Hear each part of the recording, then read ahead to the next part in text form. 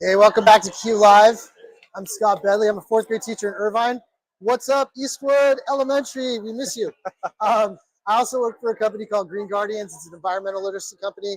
Check them out. They've got some great stuff. But not me again.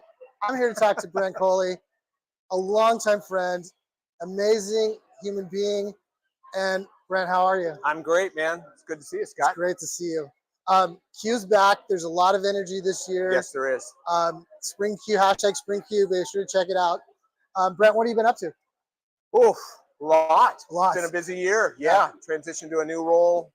For the last 9 years, I was a principal at elementary, and this year I moved to a new coordinator position. So I now support all of the elementary schools in our district. Wow. So John Carippo, good to see you, man. Hey, it's John Carippo. Everybody knows him. Carippo. So Brent, you have a lot of passions. You're a writer outside of your profession that connects to your profession. You're a writer. You've come up with books, kids' books, and I know one of your passions is your podcast. Yes. So talk about your podcast. What got you into it? What's it about?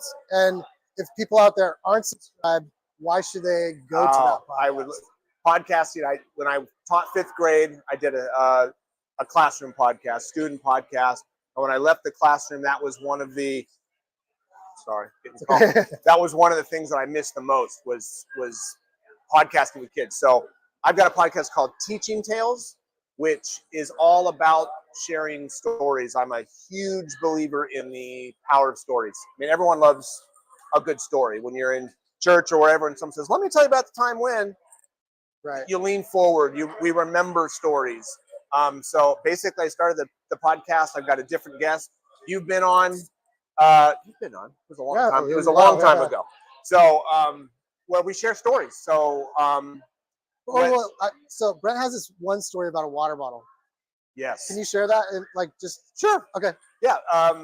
So I've got a story about, I call it the water bottle story, where it's just it reminds us that the little things that we do are what are remembered and noticed. So for example, I used to teach fifth grade, fourth and fifth grade, and one year I was going back to a class that I had previously taught, like students that had moved on, and I was reading in their class, and I was in the front of the room and I had a book in one hand and I had a water bottle. I wish I had one here in the other hand, and I was reading, and I would stop and I kind of unscrewed the water bottle, the cap, and I took a drink, and then I screwed the cap back on and I kept reading.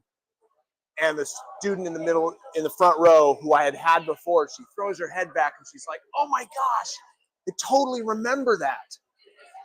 And I'm like, Bobby, what are you talking about? And she's like, whenever you would read to us, you would always unscrew whenever you held the book with one hand, you'd have a water bottle here, and you always unscrewed the cap with one hand, and then you would put it back on. And Scott, like up until that point, I didn't even know that I held a water bottle when I read, much less the fact that I screwed the cap on with one hand. So that's just an example of, like, it's the little things that our kids notice that we're making such an example, powerful example, even on the things that we don't even realize. So the podcast, it's like sharing stories like that. Like if you come on and you're passionate about something, we share stories about what's going on in education. And can I plug something here? Yeah, it's just I'm wanting to crowdsource. So anyone watching this right now, I want to do a new episode called the best parts of being a teacher. We've got those stories where it's kind of like, this is why we do what we do. Like the kid who says, Mr. Bedley, I got a present for you, and it's a rock that like he brought from his backyard or something like that. Or when the kids say the honest truth, and you're like, ooh, those kind of stories. I want teachers, administrators, I want people to share those stories. Record 30 seconds, maybe 60 seconds, 2 minutes, whatever it is. Record those heartwarming, inspirational, funny stories.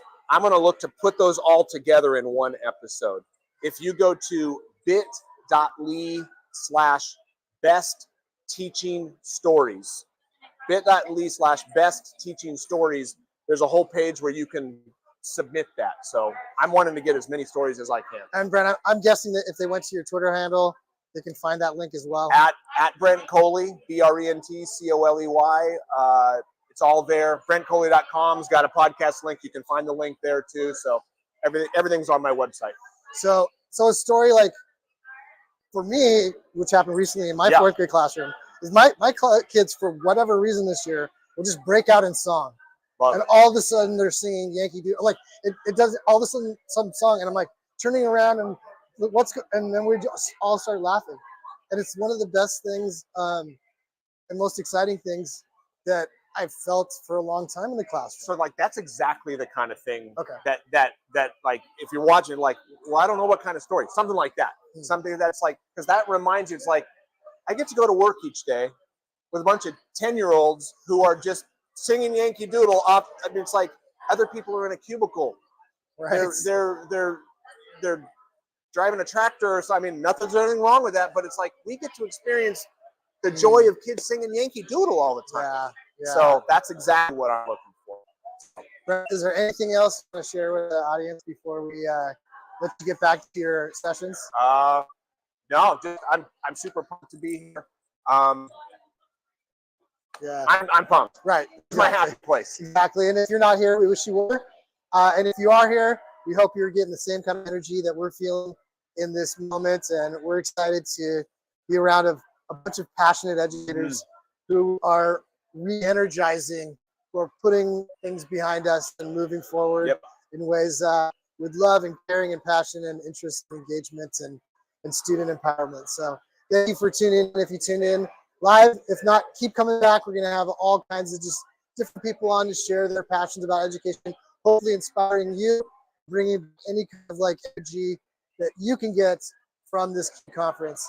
So don't forget, use the hashtag SpringQ. And thanks, Brent. Thanks, Scott, for having me. Thanks.